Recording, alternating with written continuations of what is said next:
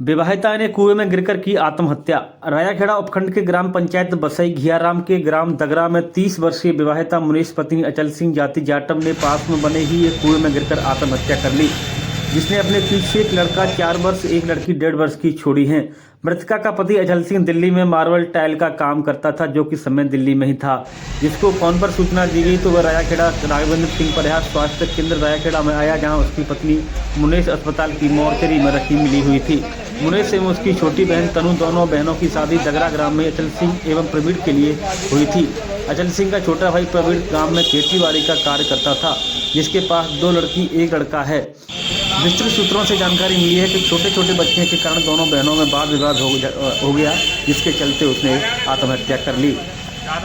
क्या नाम है तुम्हारा? सूरज। कहाँ के रहने वाले हो? क्या?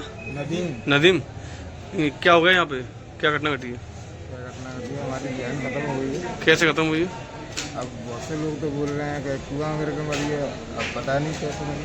नहीं, आपको सूचना कैसे मिली? हमें तो मतलब फोन गया था रात के टाइम 2 बजे के टाइम। हाँ, तब पता पड़ा। कितने बच्चे हैं इनके? 2 शादी कब हुई थी इनकी? 2018 में। 2018 में शादी हुई थी। डिजिटल सखी नारी शक्ति कार्यक्रम का धौलपुर में शुभारंभ। 3000 ग्रामीण किशोरियों और महिलाओं को डिजिटल स्वास्थ्य साक्षरता से सशक्त बनाने का लक्ष्य। धौलपुर में जगन फाउंडेशन ने IIM बेंगलोर के NSRCEL और कैप जेमिनी के सहयोग से डिजिटल सखी नारी शक्ति कार्यक्रम का धौलपुर जिले में सॉफ्ट लॉन्च किया है। धौलपुर नीति आयोग द्वारा चिन्हित एक आकांक्षी जिला है, जहां यह पहल शुरुआत में 15 डिजिटल सखियों के साथ की जा रही है। ये सभी स्थानीय ग्रामीण महिलाएं हैं, जिन्हें टैबलेट और चयनित डिजिटल सामग्री दी गई है, ताकि वे समुदाय में स्वास्थ्य साक्षरता और डिजिटल सशक्तिकरण को बढ़ावा दे सकें। पायलट चरण में कार्यक्रम के केस एंड प्रशिक्षण मॉडल पर आधारित होगा। शुरुआती 15 डिजिटल सखियां आगे और महिलाओं को प्रशिक्षित करते हुए कुल मिलाकर 150 डिजिटल सखियों और डिजिटल कम्युनिटी चैंपियंस का नेटवर्क तैयार करेंगी। यह नेटवर्क धौलपुर की 3000 से अधिक किशोरियों और महिलाओं तक पहुंचकर उन्हें एक महत्वपूर्ण जानकारी, कौशल और सेवाओं से जोड़ने का लक्ष्य रखता है। कार्यक्रम के शुभारंभ पर मालविका मुदगल, संस्थापक जगन फाउंडेशन, ने कहा कि डिजिटल सखी नारी शक्ति धौलपुर जैसे पिछड़े क्षेत्र में डिजिटल उपकरणों के माध्यम से सामाजिक परिवर्तन लाने वाली अग्रणी महिला सशक्तिकरण की एक पहल है। दुष्यंत शर्मा, संस्थापक जगन फाउंडेशन, ने कहा कि कैप जेमिनी और NSRCEL जैसे मजबूत भागीदारी के साथ मिलकर हम 150 प्रशिक्षित डिजिटल कम्युनिटी चैंपियंस का ऐसा कैडर तैयार कर रहे हैं, जो पायलट चरण में ही 3000 से अधिक लड़कियों और महिलाओं तक पहुंचेगा। साझेदारों की अपेक्षा है कि धौलपुर में इस पायलट से मिलने वाले अनुभवों के आधार पर कार्यक्रम को अन्य ब्लॉकों और जिलों में विस्तारित दिया जाएगा तथा डिजिटल सशक्तिकरण, SRHR और समुदाय नेतृत्व वाले स्वास्थ्य नवाचार पर केंद्रित इसी प्रकार की और साझेदारियों को प्रेरणा मिलेगी। रायाखेड़ा कस्बे में आए दिन हादसों को न्योता दे रही विद्युत विभाग की लटकती लाइन। रायाखेड़ा कस्बे के अंदर सड़कों पर विद्युत विभाग की घोर लापरवाही से रोडों पर जमीन से 8 से 10 फीट ऊंची लाइन लटकती हुई दिख रही है। जिला प्रमुख कोठी से सीनियर सेकेंडरी विद्यालय रायाखेड़ा सड़क के ऊपर से गुजर रही हाई टेंशन एवं एंटी लाइन निकली हुई है, जिससे 2 खंभों में लगे तार नीचे लटकते हुए दिखाई दे रहे हैं, जिनके लिए स्थानीय प्रशासन मौन है। उसी रास्ते से सैकड़ों छात्र छात्राएं विद्यालय में अध्ययन करने के लिए उसी रास्ते से निकलती है, मगर ततैया तंत्र टीम रायाखेड़ा वसूली पर तो काफी ध्यान दे रही है, लेकिन अपनी विभाग की लापरवाहियों पर के खिलाफ कोई भी कदम नहीं उठा रही है। अगर इसी प्रकार से विद्युत विभाग प्रशासन से लटकती लाइनों पर ध्यान आकर्षित नहीं किया तो आगे भी हादसा होने की संभावनाएं बनी रहती हैं। रायाखेड़ा से बुद्ध सिंह उदनिया की रिपोर्ट। जान को जोखिम में डाल रहे लोग। धौलपुर पुलिस अधीक्षक विकास सागवान के निर्देशानुसार 23 नवंबर 2025 को मचकुंड चौराहे का रास्ता प्रतिदिन हो रहे हादसे एवं वाहनों के एक्सीडेंट को लेकर एकदम बंद कर दिया गया था, लेकिन आज फिर देखने में आया कि यातायात पुलिस केंद्र मचकुंड चौराहा, जहां से रास्ता बंद किया गया था, वहीं से स्कूटी, मोटरसाइकिल व अन्य 2 पहिया वाहन वाटर वर्क्स चौराहे पर शहर से मचकुंड की ओर दौड़ते हुए नजर आ रहे हैं। पैदल यात्री भी निकलते हुए देखे गए, जबकि वहां पर ट्रैफिक पुलिस मौजूद रही। ट्रैफिक पुलिस की नाक के सामने से पुलिस केंद्र यातायात मचकुंड चौराहे से आने वाले साइकिल एवं पैदल यात्री चलते हुए वाहनों के आगे से निकलते हुए देखे गए, लेकिन इस ओर ट्रैफिक पुलिस के नौजवानों ने उनसे मना तक नहीं किया। साइकिल एवं पैदल चलने वाले यात्री जानबूझकर अपनी जान को जोखिम में डालकर नियमों का उल्लंघन करते हुए देखे गए, जबकि वहां पर बड़े बड़े वाहन चल रहे थे, लेकिन ऐसे यात्री जानबूझकर हादसों को निमंत्रण दे रहे हैं। धौलपुर अखिल राजस्थान महिला एवं बाल विकास संयुक्त कर्मचारी संघ के संस्थापक संरक्षक छोटीलाल बुनकर और प्रदेश अध्यक्ष ग्राम सातिन प्रकोष्ठ पुष्पा देवी की अनुशंसा पर उमा शर्मा को ब्लॉक सैंपो का जिला अध्यक्ष नियुक्त किया गया है। संघ के प्रदेश महामंत्री गायत्री महावार ने इस नियुक्ति की पुष्टि की। आदेश के अनुसार श्रीमती उमा शर्मा अब धौलपुर जिले में ग्राम सातिन प्रकोष्ठ की शाखा का नेतृत्व करेंगी। सोनवीर कुशवाहा भिलंगवा बने जिला अध्यक्ष। धौलपुर में कुशवाहा छात्रावास पर कुशवाहा छात्र संघ के पदाधिकारियों की बैठक में सर्वसम्मति से मिलगाम निवासी सोनवीर कुशवाहा पुत्र रामनिवास कुशवाहा को जिला अध्यक्ष बनाया गया है। वहीं धर्मेंद्र कुशवाहा ओदी को कोषाध्यक्ष, धर्मेंद्र कुशवाहा चैनापुरा को वरिष्ठ उपाध्यक्ष, कोक सिंह को उपाध्यक्ष, नवीन कुशवाहा को उपाध्यक्ष, रवि कुशवाहा को महासचिव बनाया गया है। इस अवसर पर संस्थापक महेश कुशवाहा, बाड़ी पूर्व जिला अध्यक्ष नेमीचंद कुशवाहा, पूर्व जिला अध्यक्ष नितिन कुशवाहा, बसेड़ी पूर्व अध्यक्ष पुष्पेंद्र कुशवाहा, पूर्व अध्यक्ष देवेश कुशवाहा आदि मौजूद रहे।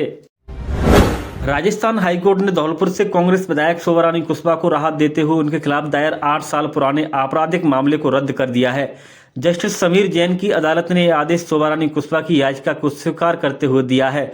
विधायक के खिलाफ साल 2017 में भरतपुर में धोखाधड़ी और साजिश के आरोप में एफआईआर दर्ज हुई थी।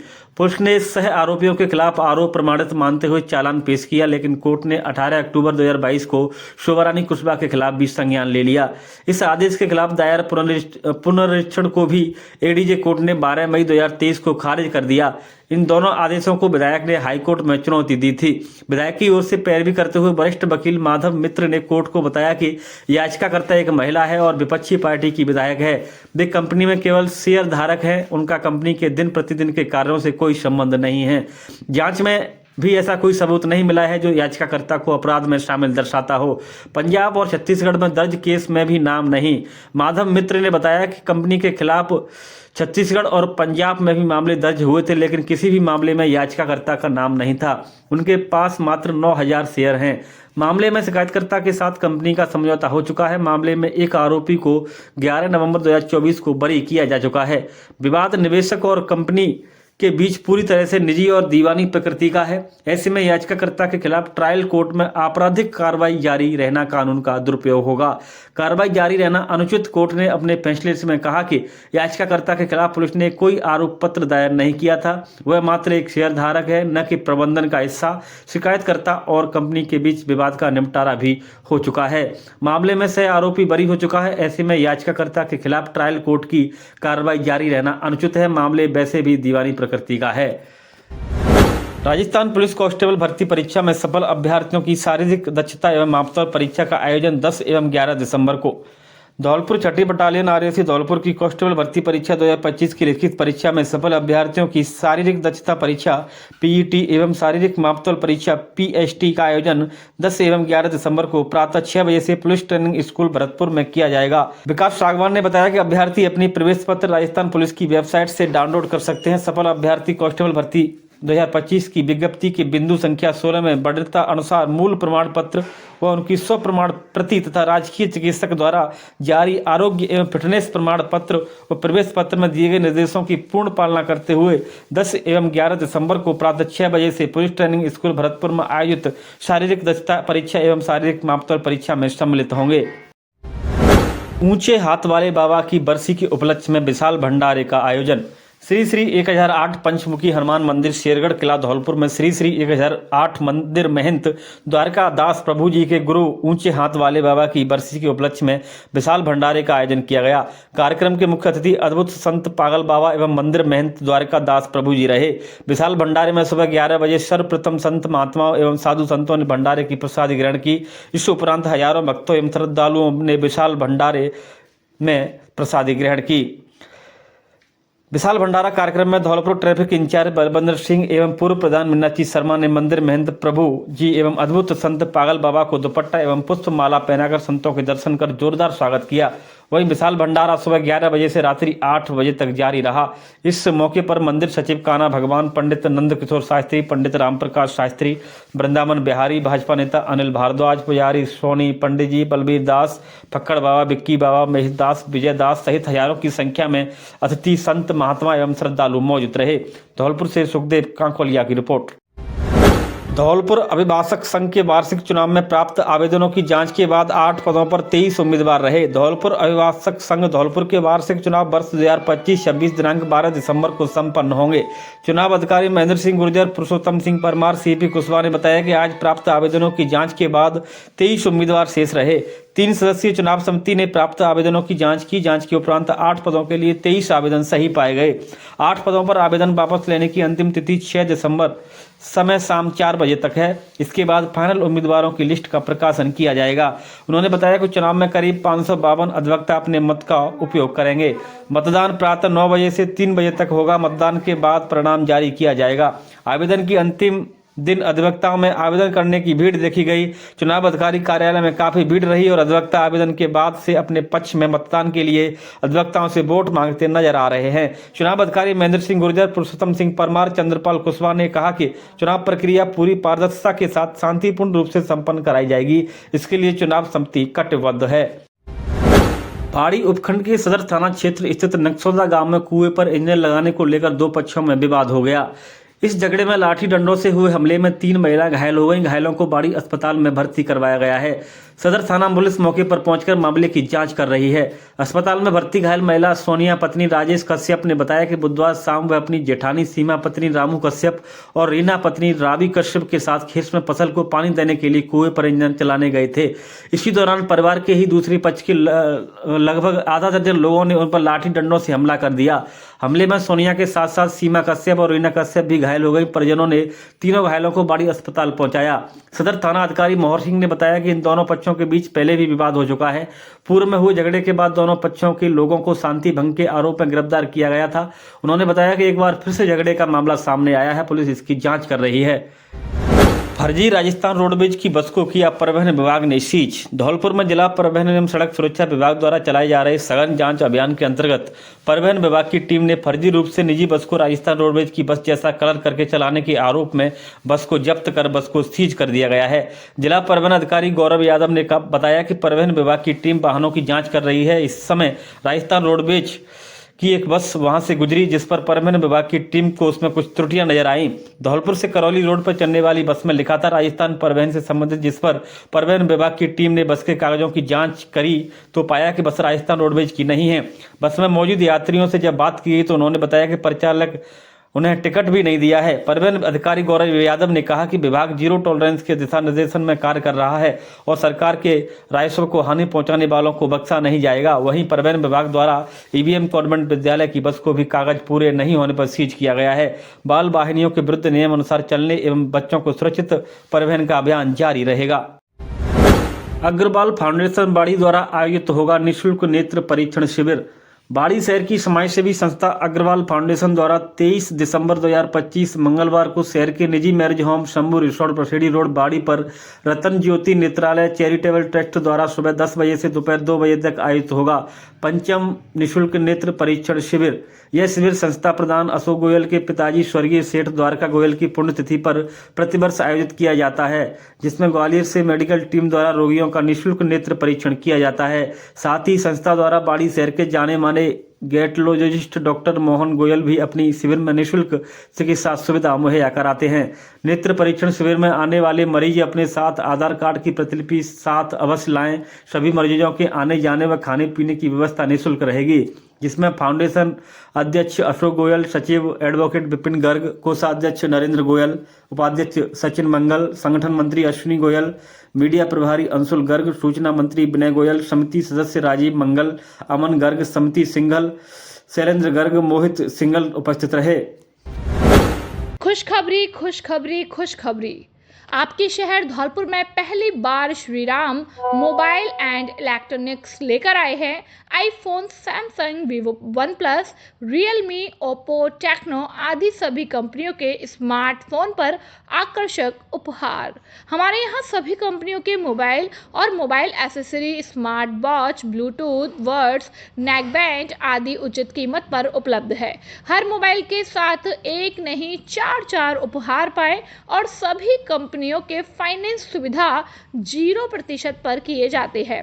हमारे यहाँ LED, washing machine, press, AC, आटा चक्की, लैपटॉप, मिक्सी, गीज़र, कूलर आदि पहले आओ पहले पाओ के आधार पर आधार कार्ड लाओ, मोबाइल ले जाओ, एक बार सेवा का मौका अवश्य दे। हमारा पता है मित्तल कॉलोनी के सामने, बाड़ी रोड, धौलपुर। प्रोप्राइटर अंकुश सिंगल और अवनीश सिंगल। मोबाइल नंबर 8058503106 और 8503000648। जिला विधिक सेवा प्राधिकरण धौलपुर के अध्यक्ष अरुण कुमार अग्रवाल के मार्गदर्शन में बाल वाहिनियों का औचक निरीक्षण किया गया। डीएलएसए धौलपुर की सचिव एडीजे रेखा यादव, जिला परिवहन अधिकारी गौरव यादव और परिवहन निरीक्षक श्रीकांत कुमावत ने जगदीश तराई पर विभिन्न विद्यालयों की बाल वाहिनियों का निरीक्षण किया। यह कार्रवाई स्कूली बच्चों की सुरक्षा सुनिश्चित करने हेतु रालसा जयपुर द्वारा जारी दिशा निर्देशों की अनुपालना में की गई है। निरीक्षण के दौरान सचिव रेखा यादव ने बाल वाहिनियों के ड्राइवरों को सुरक्षा मानकों के बारे में बताया। उन्होंने कहा कि बाल वाहिनियों का रंग पीला होना चाहिए, उन पर स्कूल का नाम, पता, फोन नंबर, वाहन, ड्राइवर व सहायक का नाम अंकित होना अनिवार्य है। ड्राइवरों के पास वैध लाइसेंस और कम से कम 5 वर्ष का अनुभव होना आवश्यक है। इसके अतिरिक्त वाहनों में आपातकालीन निकास, प्राथमिक चिकित्सा किट, अग्निशमन यंत्र, जीपीएस जैसी सुविधाएं होनी चाहिए। ड्राइवरों का नियमित स्वास्थ्य परीक्षण भी अनिवार्य है। सुरक्षा मानकों का पालन न करने और आवश्यक दस्तावेज उपलब्ध न होने पर परिवहन विभाग ने एक वाहन को जब्त कर लिया है। यह देखा गया है कि निजी स्कूल संचालक और बाल वाहिनी ड्राइवर अक्सर केवल मुनाफे की चाह में बच्चों की सुरक्षा से समझौता करते हैं। बच्चों की सुरक्षा के लिए समय समय पर निर्देश जारी किए जाते हैं, लेकिन इसके बावजूद संबंधित पक्ष इस दिशा निर्देश का पालन नहीं करता है। स्कूल बसों और वैनों में बच्चों को क्षमता से अधिक भरा जा रहा है। बाल वाहिनियां खुलेआम यातायात नियमों का उल्लंघन कर रही हैं। बिना फिटनेस और परमिट वाली ओवरलोडिंग बाल वाहिनियां सड़कों पर धड़ल्ले से चल रही हैं, जिससे बच्चों की सुरक्षा को लेकर अभिभावक चिंतित हैं। इस अवसर पर सचिव रेखा यादव ने बाल वाहिनी संचालकों को सख्त निर्देश देते हुए कहा कि रालसा द्वारा निर्धारित बाल वाहिनियों के सुरक्षा बिंदुओं का जल्द से जल्द पालन नहीं किया गया तो उनके खिलाफ बड़ी कार्रवाई की जाएगी। आंगई पुलिस ने अवैध खनन के खिलाफ कार्रवाई करते हुए एक ट्रैक्टर ट्रॉली जब्त की है। आंगई थाना पुलिस ने अवैध पत्थर से भरी एक ट्रैक्टर ट्रॉली के ड्राइवर मणिराम को भी गिरफ्तार किया है। यह कार्रवाई जिला पुलिस अधीक्षक धौलपुर के निर्देश पर चलाए जा रहे अभियान के तहत की गई है। आंगई थाना अधिकारी उप निरीक्षक कृपाल सिंह के नेतृत्व में पुलिस टीम ने अवैध खनन करते हुए ट्रैक्टर ट्रॉली को जब्त किया और ड्राइवर को गिरफ्तार किया। गिरफ्तार ड्राइवर की पहचान मणिराम पुत्र मानिक मीना निवासी चिलाचौंद पुलिस थाना आंगई जिला धौलपुर के रूप में हुई है। थाना प्रभारी ने बताया कि गश्त के दौरान पीताम्बरा गैंगसा के सामने हाईवे रोड पर यह कार्रवाई की गई। पुलिस ने मौके से अवैध पत्थर से भरी ट्रैक्टर ट्रॉली जब्त कर ड्राइवर मणिराम को गिरफ्तार कर लिया है। इस संबंध में थाना आंगई में फॉरेस्ट एक्ट 4/21 MMDR एक्ट के तहत मामला दर्ज किया गया है। मामले की आगे की जांच जारी है। ट्रांसफार्मर में ब्लास्ट होने से छप्परपोश मकान में लगी आग से लाखों रुपए का सामान जलकर हुआ खाक। बीती रात बसड़ी क्षेत्र के गांव दिनकटरा में बिजली ट्रांसफार्मर में अचानक ब्लास्ट हो गया। ब्लास्ट के बाद उठी तेज लपटों ने पास में बने छप्परपोश मकान को अपनी चपेट में ले लिया, जिससे लाखों रुपए का घरेलू सामान जलकर राख हो गया। प्राप्त जानकारी के अनुसार बीती रात अचानक ट्रांसफार्मर में ब्लास्ट हुआ। ब्लास्ट के साथ उठी लपटों ने पास के छप्पर में मकान तक पहुंच गई। मकान में आग लगने से अफरा तफरी मच गई। ग्रामीणों में दहशत फैल गई। आग इतनी तेज थी कि ग्रामीणों ने कड़ी मशक्कत के बाद आग पर काबू पाया। पीड़ित मोहन सिंह परमार उर्फ लाहौरे पुत्र सूबेदार सिंह जाति ठाकुर ने बताया कि उन्होंने कई बार बिजली विभाग में शिकायत दी थी, लेकिन विभाग ने उनकी समस्या पर ध्यान नहीं दिया, जिसके कारण यह बड़ा हादसा हो गया। गनीमत रही कि घटना में कोई जनहानि नहीं हुई है, लेकिन कूलर, वॉशिंग मशीन, गृहस्थी का सामान सहित लाखों रुपए का सामान जलकर राख हो गया। सूचना मिलते ही सरपंच और पटवारी मौके पर पहुंचे और घटना पर्चा बनाया। ग्रामीणों ने बिजली विभाग की लापरवाही पर सवाल उठाए हैं। पीड़ित ने प्रशासन से उचित मुआवजे की मांग की है। नीना ने उसमें से आग लग के हमारा सामान सब जल गया है। गृहस्थी का सामान भी जल गया है। इंजन, मशीनरी जो है, वॉशिंग मशीन वगैरह, पैसे भी हमारे सब जल गए हैं। कुछ नहीं बचा है। कितना नुकसान हुआ होगा तुम्हारा? नुकसान तो करीबन 1-1.5 लाख रुपए, 2 लाख रुपए का नुकसान हो गया मेरा। बिजली विभाग को कितनी बार आपने शिकायत की? 2-3 बार शिकायत की। क्या जवाब दिया जाता उनके द्वारा? हाँ, कर देंगे साहब, कर देंगे। अभी देखो तार भी फिर झूल रहे हैं, नीचे भी है, करंट आ जाता है, पेड़ों में करंट आ जाता है। बोलो। 2 महीने पहले एक भैंस के करंट लग गया, वो भी खत्म हो गई। जब भी ने उन्हें सुनी थी, जब भी शिकायत की थी गाँव वालों ने।